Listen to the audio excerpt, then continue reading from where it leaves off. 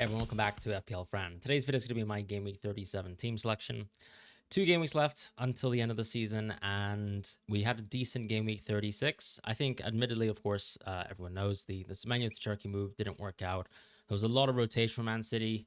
I don't feel too bad about the decision because I think sometimes even the best of managers will make a move like that and kind of get hit by something that's a little bit surprising, just in terms of, for example, how the Semenyo and Cherky minutes played out. Now, some people obviously will disagree. It's easier to kind of look in hindsight and just say it's a stupid move, and obviously it looks like it, but that's how things fall, right? I think people who triple captain Haaland obviously won out net on net, versus Gabriel. But you look at that, and I mean, no one's really going to expect or play as if maybe the most important player in the team right now, like someone like Doku, is going to also get benched in game week 36. So I think the one thing that kind of hurts Cherky from a reviewing game week 36 standpoint, where we got 71 points, is maybe Foden's going to get a lot more minutes in 37 and 38, especially with maybe an opportunity to kind of see the performance in the FA Cup final, but you don't get this information as someone who owns Triple City right now. What we do know in terms of information is Nico Riley's back in training, so maybe he'll be back soon. As far as how my team played out, I actually ended up deciding to play Tavernier and Calvert-Lewin, which meant that I benched João Pedro and Senesi.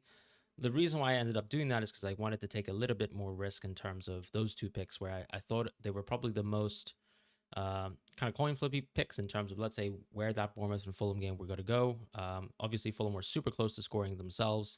They hit the crossbar close towards the end of the game, and the ball kind of bounced out. Tavernier was nowhere near scoring, so I think I probably misjudged that game. I think Bournemouth were much ineffectual as an attack, even though it was 10 versus 10 for a significant portion of the game. And then, of course, Bournemouth were able to kind of squeeze out that clean sheet. So fair enough to anyone who did start Senesi. Obviously, Bournemouth defense has been exceptional as of late. I still think the XGC has not been that amazing. But of course, when someone has such a good opportunity to get DEFCON every match, it does look stupid always when I choose to play someone else over it. But yeah, I ended up with Tavernier and Calvert-Lewin because I did think, even including João Pedro into this sort of four-way conundrum, that it was more of like a 50-50 in terms of which results are going to go which way. And I kind of thought, if I go against a little bit of the ownership here, I don't really mind that bet. And it worked out for Calvert-Lewin, didn't work out for Tavernier versus Senesi, so I can't complain. I think when I was doing the live stream, I probably changed those 4 players at least 3 times. So maybe if someone stopped me from streaming at, let's say, 10:30 in the morning, I might have ended up with the best team possible. But you can't really complain in FPL like this. So yeah, looking ahead, I think the positive, right, that I have, despite not having the best of game weeks, especially with Semenyo scoring, is that I still have that sort of differential of Palmer and Saka. Now, obviously, people can look at this and just laugh. You still have Palmer and Saka, which is the joke. But yeah, I think Enzo having a nice performance is good. I still think it's a very solid pick for anyone who's actually looking for a midfield buy, including Njai this week. But hopefully the differential of Palmer will be quite nice. I think what's interesting is so many people have pivoted towards from Palmer to Saka that I do think that Saka actually becomes maybe the more popular captaincy option this week.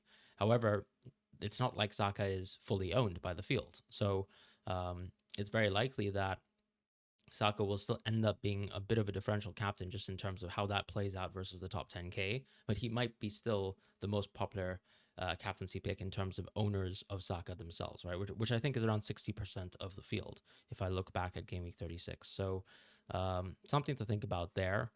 I clearly don't have triple Arsenal, so that's a theme for this episode, which is, how do I get to triple Arsenal, or are there any alternative moves for me to make? I think this is a week where if we jump into Game Week 37 shortly, when we kind of think about the data of this week, it's an opportunity to, I think, either go in Arsenal, go for a differential captain, certainly, and to also consider maybe actually picking up Everton players, or even Chelsea players if you somehow back Chelsea. I think the tough thing about Chelsea is I don't think they're going to put sort of their second best foot forward versus Tottenham. And even though there's, yes, the FA Cup game, I still think Chelsea's going to go full strength versus Tottenham unless there are injuries in the FA Cup game. That's something that you can't price in. That also creates some complexity around, let's say, Ryan Cherky and let's say his total minutes. But I think I would not play FPL worried so much about whether Enzo's going to be fine.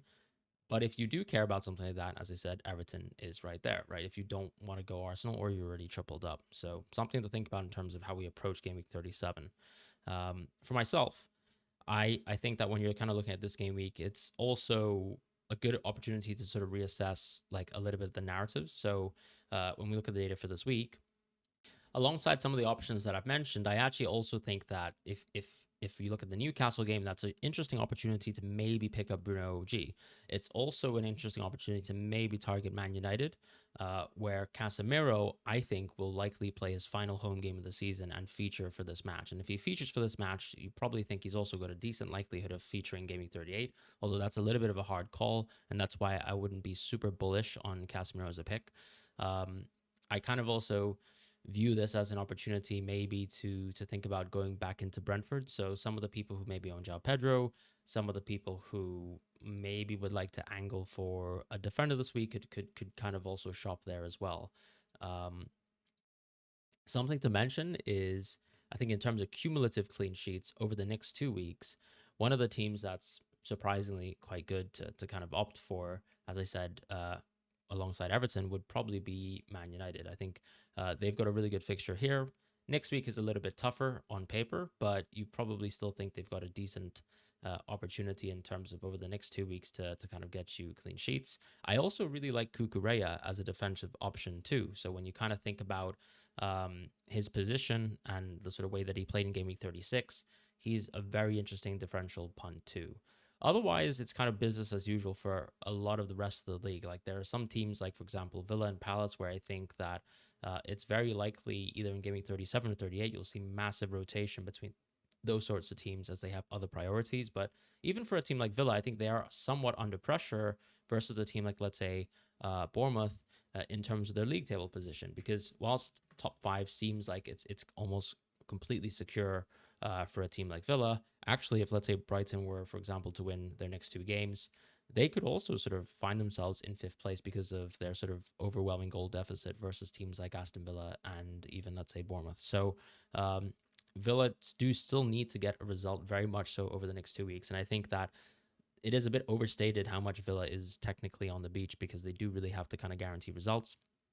Now, it is fortunate that Bournemouth do play City as well, so it does seem like that's a bit of a hard ask for Bournemouth to get anything more than, let's say, 3 points coming just from Game Week 38 versus Nottingham Forest, which would sort of put them out of the question in terms of the European spots. But there's a lot to play for teams like Bournemouth, and it's also kind of why I'm struggling and hesitating to even sell someone like a Senesi, who might not be as good as other options this week, but certainly has a lot to play for in Game Week 38 and could be interesting. So that's something that I'm thinking about myself.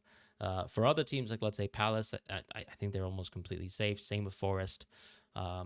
Even with Leeds, though, you can say the same thing about them, but they've just put in a great result versus Tottenham. And if anything, they're in a pretty good run of form. And I think a result versus this Tottenham team who are undefeated under De Zerbi is a pretty big positive. So when you look at even, like, let's say, their next 2 fixtures, cumulatively, like Leeds is also, once again, a good team to keep a hold of, or and that kind of is a view towards players like Dominic Calvert-Lewin. So I do think the only kind of picks that I'd probably kind of ignore for the time being would be maybe more so like, let's say, Sunderland picks, Fulham picks. I just don't think I've really enjoyed watching either of these teams as of late, although Sunderland, of course, really should have won maybe that United game, but not many people are that interested, I guess, in United, other than just following that sort of piece with Bruno and whether he can actually get that assist record. So it's really teams like, I think, maybe Chelsea, where despite their sort of really poor run of form, they kind of also have something to play for. And then also just from a fixture point of view, just have 2 sets of really good games, no matter what you think about them, because I do think that they kind of turned a page versus Liverpool. Now, they could completely get, I guess, crushed in the FA Cup final, and I think that is sort of the expectation in the FA Cup final, but that doesn't really mean much when it comes to Game Week 37 when they get to face Tottenham at home, and they've been such a dominant team consistently versus Tottenham. So that's kind of the data recap of this week, and it makes things very difficult for me because I feel like when you look at a lot of our teams for Game Week 37, 38, I think most people could have a move that could be a forward move, a defensive move, or even a midfield move planned. Most of us have, let's say, 14 to 15 available players. For example, within my own team, I've got Pascal Struijk, who's actually injured. I'm not really sure that I would be worried about, let's say, being able to field a full team of 11 players that would at least play football in Game Week 38. So yes, some of the players that I have right now that I hope would start might not start in Game Week 38, but that's kind of just a toss up, and that could really go even towards some of the players that you buy right now or that you're saving free transfers for. So I still think it makes sense to put your best foot forward in Gameweek 37, and then hope for the best in Gameweek 38. And that's kind of why I'm just generally, as someone who only has 2 Arsenal, leaning towards just going triple Arsenal and milking the most out of this Burnley at home fixture. So in terms of how that impacts my team in Gaming 37, I've got 2 options available to me that I think are most likely what I'm going to sort of ponder with the moves this game week. And I think I'm going to default to option number 1 because I think it makes the most sense for my team. But option number 2 is also quite tempting, and I'll show you guys why that's so different for me. As I said, just going back to that sort of data recap, there's a lot of directions where we can take our teams this week. I think a lot of it's just choice, and then your sort of sentiment in terms of players' expected minutes.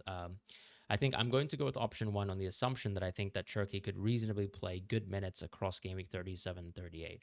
If I don't think that that's going to be the case, I'm going to go back towards my option number 2, which is the Cherki out option in game week 37 here. But we'll walk through that in a moment. So assuming that Cherki's fine, or that I think Cherki's fine, and he hopefully doesn't drop a stinker like he did in the double game week, I will actually plan to play Darlow this week. Part of this is because I am planning to play Dominic Calvert-Lewin anyways, up top, and playing Dominic Calvert-Lewin means I probably don't want a good result for Verbruggen. So instead of sort of trying to, I guess, leave myself in a position where I'm, I guess, putting one defender against one forward and trying to hedge, I am trying to go a little bit more all in towards hoping that Leeds are able to get a good result versus this Brighton team. So I will play Darlow, even though I think if you were to argue from a data perspective, of course, it's a worse idea. But in terms of sort of maximizing my outcome, I think this is probably the best chance that I actually have. It's, for example, better to play, in my view, at least Dominic Calvert-Lewin plus Darlow than it is to play maybe, let's say, double Brighton defense. But some people might actually completely disagree with me. I just think that it's unlikely that I'd play double Brighton defense and also bench Dominic Calvert-Lewin. So that's kind of my thoughts. And instead of playing Van Heck, I plan to make a move which would be Senesi to Miles Lewis-Skelly. Lewis-Skelly is not, I think, by any means an exciting Arsenal pick. I think compared to the fullbacks, compared to any other Arsenal pick that plays defense, even Saliba, I think he's just flat out the worst defender option available. But he might also be the most nailed option available to me at the price point that I need an Arsenal defender for that should play game weeks 37, 38. Right now, he kind of has dominion over that sort of left center mid sort of position alongside Declan Rice, and they're kind of playing almost as if they're in a pivot. I quite like Scully's minutes, and that's kind of why I'm going for him. I think Arsenal have amazing clean sheet odds versus Burnley, and who knows? I think someone who is still sort of operating within that center mid position, it is Burnley. You'd expect that they have decent opportunities to get a goal or an assist. No, I'm not saying above 50%. I'm not saying that it's likely, but I'm saying that if there was ever going to be a game where Miles Lewis-Skelly, who's running on some of the worst underlyings that I've seen this season so far, could actually do something in a game, it probably would be Burnley at home. So I'll take my chances there and play him alongside Gabriel, and I'll also play Nico O'Reilly. So I think what helps here is that I do have a good auto sub for Nico O'Reilly in terms of Van Heck. I think Nico O'Reilly has been in training, so I wouldn't be too worried about his minutes here for Bournemouth. It feels like sometimes when the player gets the rest, that's it, right? You kind of think that they can go back to business as usual as long as you see them in training. I feel like that's not too dissimilar to, let's say, Semenyo in the FA Cup semi-final, where he, was not a part of the squad there, and since then has actually played a lot of good minutes, to my sadness, I suppose. As far as the midfield, I plan to play Saka, Bruno, Palmer, and Cherki. So, as I said, this move and this option and this path is very much predicated on, do I think Cherki can play good minutes? I'm not expecting Cherki to suddenly play 90 minutes of football over the next 2 games, but as we have discussed many times in the cheat sheet, he's such an explosive player, and that's backed up very much by his underlyings, that you would still feel very good about owning Ryan Cherki as long as he's going to start the games and maybe even play upwards of, let's say, 60 minutes. So that's the hope I have, that he's kind of too important to sort of leave on the bench versus Bournemouth, and that maybe, let's say, City probably took a little bit of an easier team on paper versus Palace because they could, I guess, afford to do so compared to, let's say, maybe a Bournemouth team who's a little bit more challenging, I would say, if I could dare say that. Something to sort of mention with Cherki is I think the main concern, of course, is the Foden performance versus Crystal Palace, where he was just exceptional and obviously deserving of player of the match. There's an element that you could see, let's say, Cherki and Foden play again like they kind of did versus Brentford, but it also doesn't help because that was such a poor Turkey performance, and I think something that also caused his very early substitution within that match. Now, if Turkey played better in the Brentford game, in my view, I think he would have 100% played on in that match, but he just simply was very poor, and I think was deserving of the substitute. Marmoush has also sort of found his way towards getting into the team. So even though, let's say, Foden might not be the only inhibitor of his minutes, I think it's just that Marmoush is there as well. Whether Marmoush deserves to start this Bournemouth game, I probably wouldn't know. I think it's more likely that we see Cherki and Foden, or at least that's my hope, and I guess also my cope. So that's going to be what I'm going to do there. Palmer, I think, is an exceptional option for this week, and just a good differential against the field, right? That's sort of why I ended up going on this path, because I did think, okay, yes, Saka feels like a pick where you can get a lot of expected value and points, sort of, although we haven't got points so far, just the expectation of it. And he could be a very good captaincy option this week that the field would like to go for, but I still leave myself with a good pick on paper in terms of Palmer, right? Where we've seen even in games as we know this season where you can drop an absolute stinker, but you're still the penalty taker of the team, or you still do things at least that can sort of lead towards FPL points. I think you look at that Liverpool game, he was not too far away from actually getting a goal from the Kukurea offside and disallowed goal. So why not keep Palmer for 2 more games and kind of persist with him? With Bruno, I think that was probably his most stale performance as of late, but not really his fault. It's just the United side that played versus Sunderland were incredibly stale. So I don't really even think or fancy Bruno much as a captaincy option for this week. So moving forward towards my front line, I've got Haaland, João Pedro, and Calvert-Lewin. Now, in another world, I think I have an option of going João Pedro to Thiago, but I just don't really see that as that exciting of a move. I think also Thiago has a really tough fixture in Gameweek 38 versus Liverpool, so I'm not really sure why I'd be so fond of, let's say, that move when it kind of leaves my team probably a little bit worse off in terms of Gameweek 38, where I think that João Pedro versus Sunderland away is still a better fixture than what Thiago has on paper, despite Thiago having penalties and, of course, perfect minutes. So far under McFarlane, João Pedro's minutes have been really, really good. I don't really think that even though the Tottenham game is sandwiched in between that FA Cup final or after the FA Cup final, that it should be a huge impact on his minutes. So I'm quite keen to play João Pedro here. And then with Haaland, I've actually been thought about, what's the type of move, especially given my position at 7K in the world, where if I reasonably have a rank goal of trying to get towards the top 1K, and that requires a lot of luck and a lot of differential points against the field, I think for most managers, you really do have to consider, and I'm not just saying this for clickbait, but I think Haaland to Gyökeres is another move that a lot of people might want to consider, because we have, or at least people who have wildcarded in Game Week 32 have such similar fields on paper that the only real way to differentiate yourself, especially if you're trying to push up mini leagues and you have a huge sort of climb to make, and I do have a huge climb to make because I'm 25 points out of the top 1K, is to consider something like Haaland to Gyökeres. But I also just think I'm not sure if that's the greatest move, right? Because I don't really know if Gyökeres' minutes are perfect in Game Week 38. So whilst that's appealing in terms of I could even switch towards a Gyökeres captaincy, I just don't know if that's a great move in terms of expected points and value. So whilst that sort of definitely dials up my risks towards a level where I think reasonably I can be putting myself basically within the top 1K or actually falling out of the top 10K and maybe even out of the top 20K, I think right now I'm just going to have to hope that the combination of my captaincy plus Palmer plus a couple of other differentials in the team, including, for example, playing the double leads in this week, will work out in my favor. So that's what I've decided to do ultimately. But yeah, we're going to go with the 3-4-3 in this option number 1. And then the bench will be Tavernier, Van Heck, and Struijk. So with option number 2, which is, as I said, the move that I'm contemplating if I think Turkey's minutes are really poor, and I have nothing to really indicate, what are Turkey's minutes going to be other than, maybe a little bit of hopeful information nuggets from press conferences tomorrow. But it is actually Turkey to Trossard, which means that I will be playing a little bit of a different team, and unfortunately also backing, I guess, Brighton versus my Calvert-Lewin here.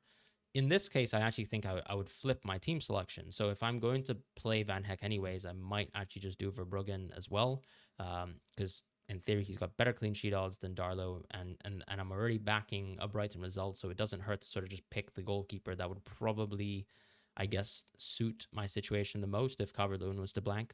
So I would go Verbruggen and Van Heck, and then have O'Reilly and Gabriel. So that's the 3 at the back. And then the midfield just goes Saka, Bruno, Palmer, and Trossard, with Haaland, João Pedro, and Calvert-Lewin up top. That also means that my bench would be Tavernier, Strauch, and Senesi, and that also means that I can leave and keep Senesi for my team in Gaming 38. In terms of captaincy, that doesn't really change any of the dynamics there. On both options, I would be going with a Saka captaincy, and I think that would be most likely either a Haaland vice or a Bruno vice. I'm not really sure. I don't really care either. It could even be a Palmer vice, but I do worry about a little bit about his minutes. And just generally speaking, I guess, his level of play versus, the Brunos and the Haalands of the world. So that's kind of where I'm at right now with my sort of team selection.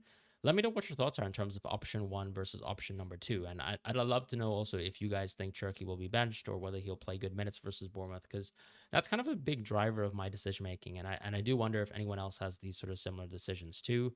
But I wish you guys the best of luck in Gameweek 37 here. And I'll see you guys soon for more content. Take care and goodbye. And I'll see you guys soon.